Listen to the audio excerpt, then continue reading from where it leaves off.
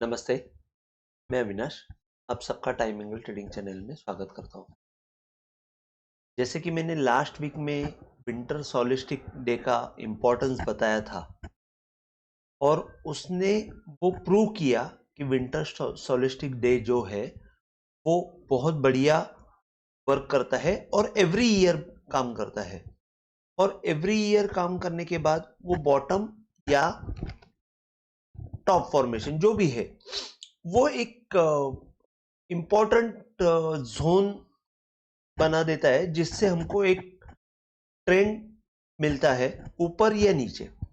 अब इस बार मैंने जैसे लास्ट वीक में कहा था कि विंटर सोलिस्टिक डे जो है वो 20 दिसंबर का हम लोग पकड़ रहे हैं क्योंकि 21 दिसंबर को छुट्टी थी। तो 20 दिसंबर का हाई लो बहुत इंपॉर्टेंट था और मैंने कहा था कि कोई भी हाल में 20 दिसंबर के लो के नीचे हमको क्लोजिंग नहीं मिलनी चाहिए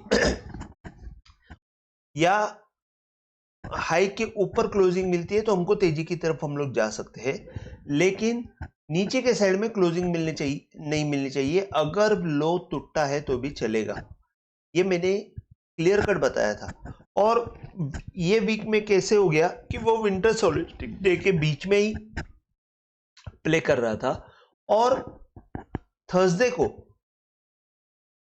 एक अचानक से जोर से तेजी आ गई और उसने विंटर सोलिस्टिक डे के ऊपर बंद दे दिया। विंटर सोलिस्टिक डे का है जो हाई था वो 24,065.80 था, उसके ऊपर बंद दिया और कन्विंसिंगली बंद दिया। 24,000 क्लोजिंग था वो 24,188 के आसपास था। और फ्राइडे को मतलब आज मैं रिकॉर्डिंग आज फ्राइडे को कर रहा हूं, तो फ्राइडे को एक मंदी आ गई। अब इसमें तो ठीक है, मंदी आ गई तो डरने की जरूरत नहीं है क्योंकि विंटर सोलिस्टिक का जो ओपन है उसके ऊपर ही उसने बंद दिया हुआ है, तो वैसे कोई डरने की जरूरत नहीं है। मेरे हिसाब से विंटर सोलिस्टिक डे ने अपना काम किया हुआ है।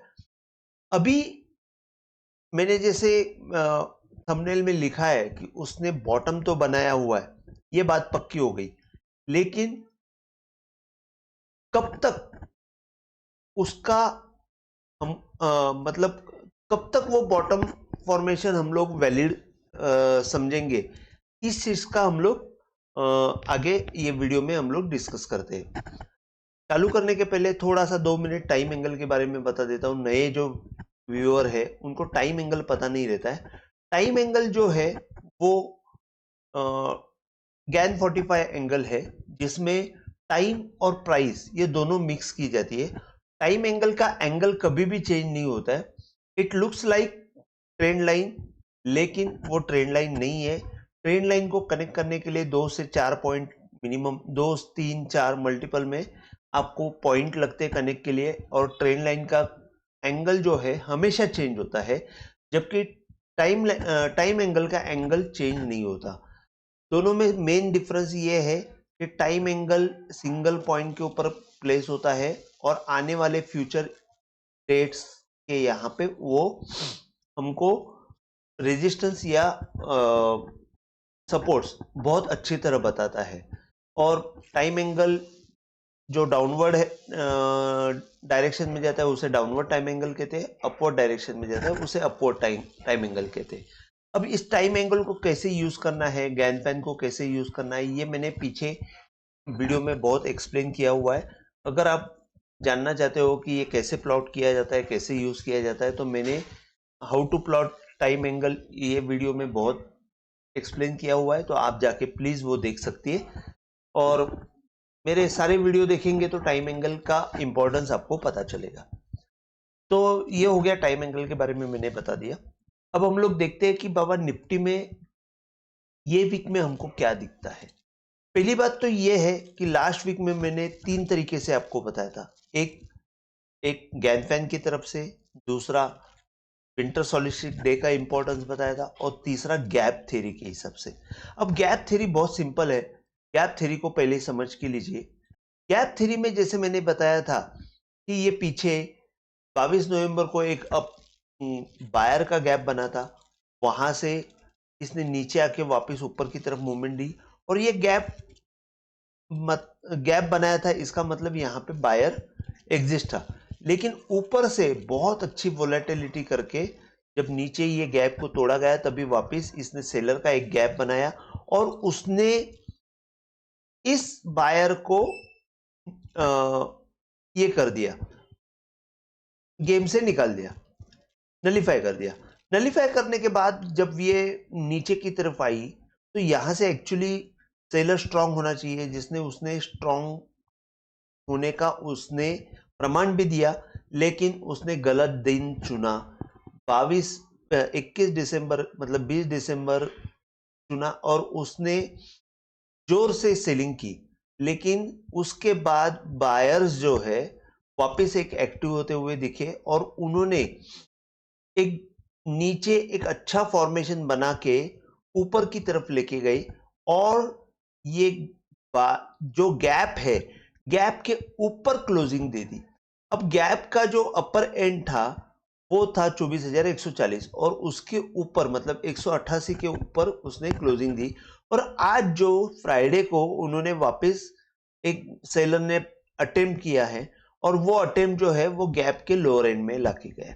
इसका मतलब क्या हो गया कि ये गैप में बायर सेलर की मजबूत मारामारी चल रही है, लेकिन मुझे अभी ऐसे लग रहा है कि बायर इसमें बाजी मार लेगा और बायर जो है बाजी मारने के बाद बहुत अच्छी तेजी हम लोग दिख सकते हैं। और तेजी जो है वो 25,000 पहला टारगेट आएगा और उसके बाद 25,400 25,500 ये दो टारगेट मुझे दिख रहे हैं। और ये 25,500 कब तक, तो ये जो गैप है, ये गैप एक बार बायर अगर सक्सेसफुल हो जाता है तो ऊपर वाला गैप को वो टच करने को आएगा और वो जो है वो 25,625 और 700। तो मेरा अल्टीमेट टारगेट जो है 25,700 के आसपास रहेगा। टाइम पीरियड मुझे पता नहीं, बिफोर बजट आएगा आफ्टर बजट आएगा मुझे कुछ पता नहीं, लेकिन मैं आपको इतना बात पक्का बता सकता हूं कि हमको 25,700 एक टारगेट दिख रहा है और बहुत जल्दी वो आने की संभावना है। अब इसमें गैप थ्योरी से मैंने एक्सप्लेन कर दिया। उसके बाद मैं आपको बताता हूं कि मेन चीज ये थी कि ये बॉटम से जब ये अपवर्ड एंगल डाला हमने तो ये अपवर्ड एंगल को भी यहाँ पे सपोर्ट ले लिया, विंटर सॉलिस्टिक डे का लो भी वही बना और ये सपोर्ट लेके ऊपर की तरफ निकल गया। अब दो चीज है, दो चीजें फेवर में जाती है। एक तो विंटर सॉलिस्टिक के डे के ऊपर क्लोजिंग दी, सस्टेन है, कोई प्रॉब्लम नहीं। अगर उस डे के ऊपर क्लोजिंग एक बार वापस अगर हमको मिलती है तो हम लोग कंफर्म कर देते हैं कि तेजी ऊपर आएगी और 25,000 का टारगेट और 25,700 का टारगेट आने की पूरी संभावना हो जाएगी। पहला टारगेट तो 25,000 आएगा क्योंकि यहाँ पे जो लास्ट टाइम जो इस बॉटम ने डाउन साइड में जो सपोर्ट किया था वही अपवर्ड एंगल में वो रुक गया था। तो आपको पहले यहाँ पे जाते हुए रुकेगा, ये एंगल के ऊपर थोड़ा सा जाएगा, 25,000 का टारगेट आएगा, वहां से थोड़ा सा रुकते हुए दिखेगा और बाद में फिर हमको 25,700 आते हुए दिखेगा। तो ये चीज है, लेकिन उसके लिए कंडीशन है 24,250 के ऊपर आपको बंद आना चाहिए तो ही, और ऊपर जाना चाहिए तो ही ये कंडीशन है। अगर कोई भी हाल में इसने ये जो विंटर सॉलिस्टिक का जो लो है उसके नीचे बंद नहीं देता है, मतलब 23,500 के नीचे जब तक बंद नहीं देता है तब तक हम लोग ये तेजी आएगी ये मान सकते हैं। अब यहाँ पे कितना दिन लेते हैं वो हम लोग देखते हैं कि क्या होता है, आगे हम लोग देखेंगे। अब टॉप से जब मैंने ये डाउनवर्ड टाइम एंगल डाला हुआ है तो वहां से मैंने एडजस्ट करके जब ये गैन फैन डाला तो गैन फैन में हमने लास्ट टाइम बताया था मैंने कि 1/3 के ऊपर तो नया तेजी शुरू हो जाता है, लेकिन उसने मैंने कंडीशन डाला था कि 24,850 के ऊपर जब बंदा आएगा तो हमको नया तेजी दिखेगा और 25,700 दिखेगा। ये टाइम भी वापिस वो 1/3 के आसपास आया हुआ है। और जब अगर हम लोग 1/3 का पॉइंट देखते हैं तो वही 24,250 आता है। 24,250 के ऊपर अगर बंद आता है और उसके बाद नेक्स्ट डे उसको तोड़ा जाता है ऊपर की तरफ, तो हमको यहाँ से भी यही दिख रहा है कि 24,900 का टारगेट या 25,000 का फास्ट आ सकता है, और उसके बाद हमको 25,500 से 600 के आसपास टारगेट मिल सकता है। मतलब जो मैं बोल रहा हूँ वो गैनपेन से भी वही दिख रहा है, गैप थ्योरी से भी वही दिख रहा है, और विंटर सॉलिस्टिक ने बॉटम कंफर्म किया है। ये गैनफैन से भी कंफर्म हो रहा है क्योंकि ये 1/4 के अंदर जाके वापस ऊपर की तरफ बंद दिया है।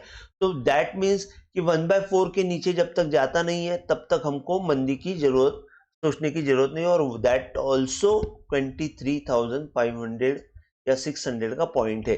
तो एक bottom moral of the story यही है कि जब तक 23,500 के नीचे बंद नहीं आता है तब तक हमको 25,700 दिख सकता है। 25,000 और 25,700 ये दो टारगेट दिख सकते हैं, और शायद हमको फास्ट भी दिख सकते हैं, क्योंकि जिस हिसाब से ये मंदी आई है उसी हिसाब से ये तेजी भी आने की पूरी संभावना है। तो ये मैंने निफ्टी के बारे में आपको क्लियर कट बताया कि यहाँ पे ऊपर की तरफ से क्या दिख रहा है। अब थोड़ा सा नीचे की तरफ से जब गैन पेन डालता हूं मैं, यही gain angle, upward time angle, जब मैं इलेक्शन डे से बॉटम से मैं अगर डालता हूं तो हमको क्या दिखता है वो मैं आपको बता देता हूं। ये अपवर्ड एंगल जब इलेक्शन डे के अपवर्ड एंगल मैंने इलेक्शन डे के लो से डाला हुआ है, और वहां से जब मैंने ये डाउनवर्ड एंगल सॉरी गैनपेन डाला हुआ है तो हमको क्या दिखता है, तो यहां से भी आपको एक ही चीज दिखती है कि 24,250 के ऊपर जैसे ही निकल जाएगी अगेन सेम 25,700। तो 3-4 तरीके से मुझे एक ही चीज दिखाई दे रही है। मैंने आपको क्लियर कट बताया कि ये मुझे तेजी की तरफ पूरी तरफ लग रहा है, और इसमें हमको कंट्रीब्यूट करते हुए रिलायंस और ये सब सारे स्टॉक्स हमको दिखाई देंगे। मारुति जैसे आपने देखा कि 1,000 रुपया 1,200-1,300 रुपया तो 3 दिन में ही चला हुआ है। उसी हिसाब से कुछ स्टॉक्स बॉटम बना के, अच्छे बॉटम बना के ऊपर निकलेंगे और अच्छी रैली देने की संभावना ही रहेगी। तो मेरे हिसाब से ये रैली हमको मिस नहीं करनी चाहिए, आपको इस हिसाब से सेटअप बनाना चाहिए। ये मैंने निफ्टी के बारे में बताया। बैंक निफ्टी के बारे में मैं आपको शॉर्ट में बताता हूँ। बैंक निफ्टी थोड़ा सा रुकते हुए दिख रही है।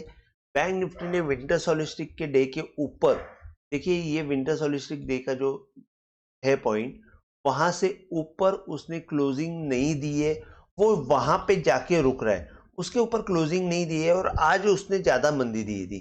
तो अभी भी बैंक निफ्टी यहाँ पे रुकी हुई है, विंटर सॉलिस्टिक के नीचे है। जैसे ही 51,600 के ऊपर बंद आ जाएगा, 51,700 के ऊपर बंद आ जाएगा, हमको बैंक निफ्टी, ये जो मैंने प्रीवियस गैप के हिसाब से बताया था, गैप के ऊपर अगर 51,800 के ऊपर बंद आ जाएगा तो गैप और विंटर सॉलिस्टिक ये दोनों के ऊपर बंदेगा तो बैंक निफ्टी भी हमको परफॉर्म करते हुए दिखेगी, और बैंक निफ्टी हमको बहुत जल्दी 53,200 और 53,700-800 के आसपास टारगेट आते हुए दिख सकते हैं। लेकिन बैंक निफ्टी को हमको क्लोजली वॉच करना है कि 50,600 के नीचे बंद नहीं देती है, तब तक बैंक निफ्टी हमको सेफ जोन में है, ऐसे हम पकड़ सकते हैं। अगर हम टॉप से गैन पेन डालते हैं और उसको देखते हैं तो गैन पेन ये बता रही है कि अगेन वही बता रही है कि 51,800 के ऊपर बंद आना चाहिए, तो वो 1/4 के एंगल के ऊपर निकलेगा, तब तक वो सेफ जोन में नहीं है। 51,800 के ऊपर जब निकलेगा तब ये सेफ जोन में आ जाएगी, और फिर 52,400 के ऊपर जब तेजी आ जाएगी तो हमको एक 53,700 तक के टारगेट मिल सकते हैं। तो बैंक निफ्टी में थोड़ा सा अभी भी वीकनेस है, और वो शायद हमको थोड़ा सा परेशान कर सकती है। तो एक ये चीज बैंक निफ्टी में है। अगर हम लोग इलेक्शन डे के लो से अगर हम लोग देख रहे हैं बैंक निफ्टी का अपवर्ड एंगल को पकड़ के अगर गैन फैन डालते तो यहाँ पे भी आपको सिर्फ एक ही चीज दिखेगी, गैन निफ्टी 1/3 का जो सपोर्ट है 50,600, ये बहुत रॉक सॉलिड सपोर्ट है। उसके नीचे बैंक निफ्टी सेलिंग जोन में जाने की पूरी संभावना है। तो 50,600 और ऊपर की तरफ यहाँ पे आपको दिख रहा है कि 51,800 के ऊपर अगर बंद देता है तो यहाँ पे भी ऊपर की तरफ तेजी आ सकती है। तो बैंक निफ्टी में भी सेम चीज दिख रही है जो मैंने आपको बताया। तीनों तरीके से अगर हम लोग देखते हैं, गैनफेन के हिसाब से देख रहे, यहाँ से गैप थ्योरी के हिसाब से देख रहे, और विंटर सॉलिस्टिक का डे भी उतना ही इम्पोर्टेंट है, तो उसके हिसाब से भी अगर हम लोग देख रहे तो बैंक निफ्टी ने जब तक 51,800 के ऊपर क्लोजिंग आ जाएगी तो बैंक निफ्टी वापस कलर दिखाना शुरू कर सकती है।